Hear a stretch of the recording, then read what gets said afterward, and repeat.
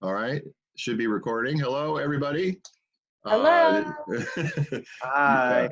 this is your friendly neighborhood music education faculty, and we're making this video for you as we're all stuck at home here and trying to deal with the crisis that we're going through, the health crisis, and thought it would be good just to touch base and talk to you a little bit about what's going on for the rest of the semester and specific things with regard to music ed that we thought would be important for you to understand, and just open up a line of communication with you. You know, we're here for you, and we want you to know that we're going to do whatever we can to get you through this semester and make sure that we have as little disruption to your degree as possible.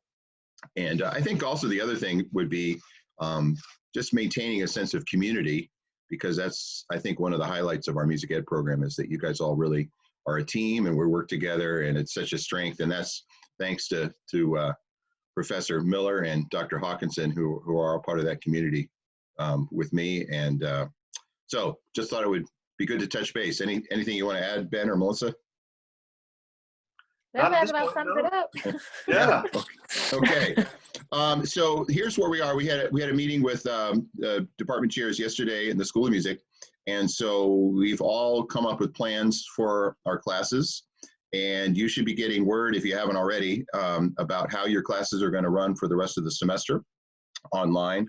And we also made the decision that even in cases where students are on campus and available for in-person teaching, that we are not going to be doing that, because that kind of negates the whole purpose of this moving online. So all instruction is going to take place through remote learning of some kind, video conferencing or Moodle or whatever. So you should be hearing from your teachers soon. We've made a plan that we'll be informing you by Friday. It's most likely that teachers are going to be asking you what your plans are. Are you planning to move back to Millikin if you haven't already? What kind of technology tools do you have at home? Do you have a piano, et cetera, et cetera? Anything, Ben or Melissa, you would want to know about students and what they have available at home, or maybe their schedules, perhaps, or? I think specifically for me, I have an email that I'll send out to all of my students later on today. And I do ask specifically for middle level methods, I need to know if they have access to a keyboard or a piano of some kind. And for advanced general music, I'm hoping that everybody has their ukuleles still. Okay. We probably won't do guitar at this point anymore, Okay. because I didn't get them passed out in time. So I'll catch that up in another semester, another time. Okay. If they are in town and would like to pick up a ukulele, we could probably facilitate that, right? I mean, I'll be on campus a lot, and you guys probably Yeah, will absolutely. be too. We can just unlock the cabinet and just Sure. leave it open. Yeah. Okay. Just don't touch anything. Right. Ben, anything for your students you would want to know about their current situation? Yeah. So all my students this semester in the Muse Ed curriculum are student teachers. But I think overall, just making sure that all of us are planning to have a reliable internet connection in this day and age. If you don't have that, reaching out right away, so that way we can strategize on how to facilitate. Good. Yeah, that would be important. So you're getting me word from your teachers soon. I know that all the teachers have been talking about different ways that they plan to teach. This Zoom thing that we're using right now to record this, it seems to be the real popular one, and it does seem to work pretty well. And it can facilitate, I think, a large number of people. I haven't really tested the limits, but I know a lot of teachers are going to try to teach classes live on Zoom. A lot of teachers are going to use maybe Skype, or Melissa, you mentioned Marco Polo, which I don't know much about, but took a look and it looks like it would work well. I think the two big differences are going to be classes that are taught synchronous, so everybody all together at the same time, or asynchronous, where people are doing things at separate times. So maybe sending out a video lecture and then you listen to it and respond to it, or do a reading and respond to it online. So there'll be a mixture of ways that we all try to get our classes in. I think all of us have really made a strong effort to make sure that we are covering as much of the class content as we possibly can. in some kind of online format, some way or another. The big thing, obviously, we can't do is that we can't do practicums, which is really a bummer because that's such an important part of your training and such a linchpin of our program. But I think, hopefully this situation doesn't last too long and we can get you back out in the schools in other semesters. And maybe there's ways that we can make up some of the things you're losing this semester in next semester's practicum experiences, right? I know for the instrumental practicum students that were working at Johns Hill, I'd love for them in the fall perhaps to go back and visit for a few weeks and check in with the students they've been teaching this year and kind of see where they are and get a chance to have some closure for all the great work they've done over the course of this year with those students at Johns Hill. Any thoughts about practicum, especially from you, Melissa, because that's such a big part of your courses, right? Yeah, it is. Well, we're for communities of learners, a lot of you are in that class. Practicum is over for right now, and we won't really necessarily need to make those hours up. Elementary methods and middle level methods, I'm lucky because I have a lot of children at my own house. And so you'll still be teaching some lessons. So you'll still get some teaching opportunities electronically that we're going to work through. So it might not be in the schools, but for example, you'll still be able to finish your ESA, which is a requirement for the School of Ed and things like that. So I guess my biggest piece would just be to try really hard not to worry about the practicums. We, the three of us, are not worried at all about it. You're going to have more than enough to graduate, to get licensed. We'll make sure that happens. It is a bummer that everybody didn't get to say goodbye to their classes, but I mean, that's how we feel too. So, we're all in the same boat. We feel your pain. Yeah. Yeah. I have a high school tenor saxophone player at home. If anybody would like to, do a Skype lesson with Rachel, I'd have to get out of bed first. That might be a challenge, but she is available. And maybe some early childhood classes for Liam, I think. Absolutely. I'm sure, I can see him digging that. Melissa, about the yellow sheets, you were talking about how you want to handle that. Right. So if you've done practicum hours up until this point, so been in any schools, and I will say this, specifically elementary methods, the hours that you've done at Sangamon Valley, I'll record those myself. You don't need to do them. But if you've been going out to your own practicums, if you'll turn in a yellow sheet for those, the top portion has to be filled out entirely, and we need you to sign the back of it. But you do not have to have a teacher signature, and we'll still count those hours this semester. So you can get that done and get that emailed to me, or frankly, just hold on to it. Even if you want to, we can turn them in at any point within your degree program. So just know that those hours aren't voided or going away. We just are going to need to record them, even if there's not a teacher signature. For all of my classes, you already have access to the electronic yellow sheet on Moodle, but I'll also send that to Dr. Smith and he can get it out to everyone. Yeah, thanks. Yeah, for my students that were teaching with me at Johns Hill, I'll do the same. I'll record those hours for you. But if you've done extra ones, like Professor Miller says, we'll have you send those in, and don't worry about getting a signature for that. Student teachers, if you're listening to this, sorry that you had to get interrupted. I know that's a bummer. Some of you were pretty far along. Some of you are about halfway through. I know a lot of you were concerned about the opportunity to come back if schools reopen, and I'm not sure what the percentage of chances of that happening are, but we have heard you, and we do know you're upset that your student teaching is over. We've all talked, and I've been talking to others about perhaps having an opportunity to go back in some capacity after if schools reopen. To give you a chance to kind of bring your student teaching experience to a close in some way or another. So don't worry about it. We'll see what happens probably here in a few weeks, and we'll let you know kind of what the official policy is from Millikin about that. Right, Melissa? Yeah, absolutely. I think just to reiterate, you won't be required to go back. Right. That's so it. If you've moved back home, don't worry about that. But I think we're in a wait and see kind of how things go. Do you agree? Yeah. Yeah, absolutely. ESAs continue as normal. I mean, we'll make adaptations as we can. I know for the intro class, We have the context of learning. If you did enough observations to do it, great. If not, we'll do it some other time. It's really not a big deal, and it's not a huge assignment. It's something we can take care of later. Any other ESAs for your classes? Oh, Melissa, you said you're gonna find a way to do them. Yeah, we have 2 in communities and we've got 1 in elementary methods, and we will do all of them. So students that are in that class, those classes, just really pay attention to the videos and the emails that you're getting from me about how we're going to modify them. Yeah, good. Another requirement issue that we've discussed is the class piano for those of you in 204 that would be doing the proficiency test at the end of the year. I believe my understanding in our meetings is that we are going to have the option to take 204 online if you have access to a piano, or you can get a piano.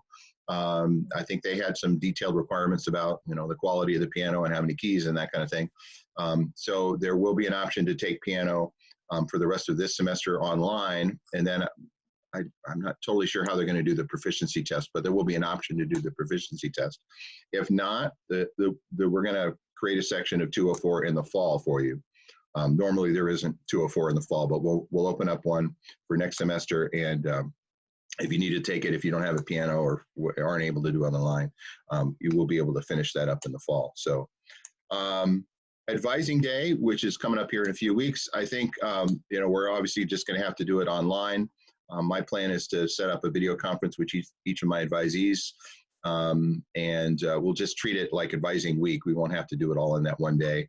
And we'll get you in and get you advised, and you could get your schedule. The schedule is up online. Take a look, start thinking about your classes for next semester. The curriculum shouldn't be changing at all, as far as I know. I can't think of any situation where it would. Can you guys? Other than the piano, if you can't do piano. You're going to get your lessons in, you're going to get theory and all, everything else you're going to be able to do. So, but as usual, contact any of us if you have any questions about your schedule or advising, or, just send us an email or text or whatever. Any other thoughts for you guys about advising, or? Yeah. So just to watch for an email for requirements, so that things go smoothly when we do meet online. Yeah. Be thinking through, as always. Just treat it like regular advising. I always ask my advisees to have their schedule at least sketched out, and if they have questions, bring them with them so we can kind of get it done quickly and efficiently. And it'll be the same for their video conference.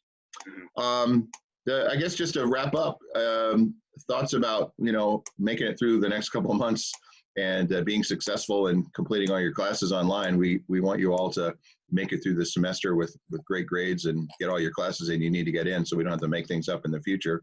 I think that's going to be a challenge. Some people are going to have an easier time of this probably than others. I think the big thing I think about is, and it comes up with me here now that we're getting flooded with emails and stuff instead of seeing people in person, is just organizing your communications.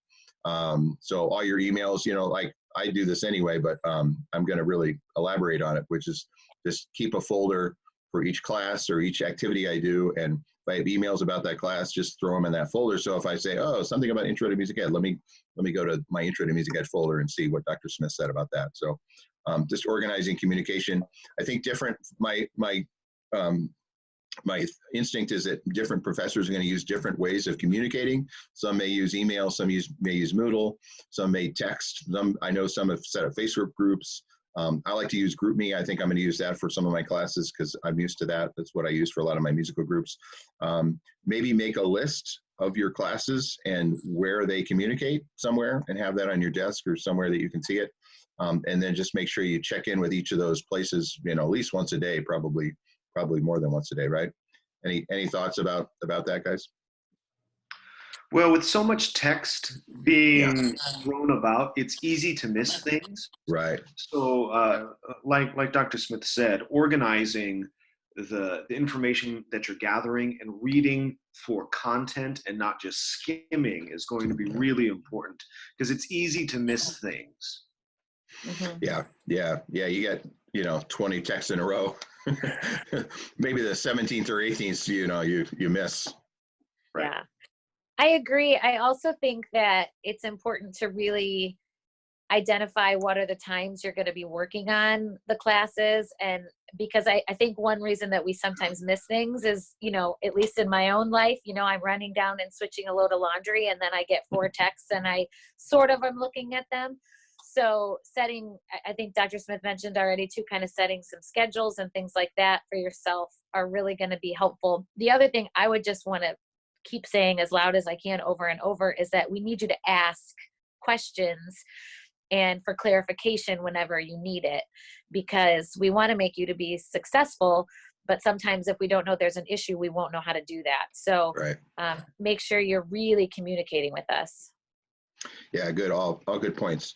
I'd say too, keep track of your schedule. I know we discussed in faculty meetings that we would, if you were going to do your class live, like video conference techniques, that we would keep our schedule for those when our classes would normally meet. So like my practicum classes at 2 on Monday, Wednesday, Friday, I'll probably have a video conference for them on one of those days, probably not every day, but one of those days.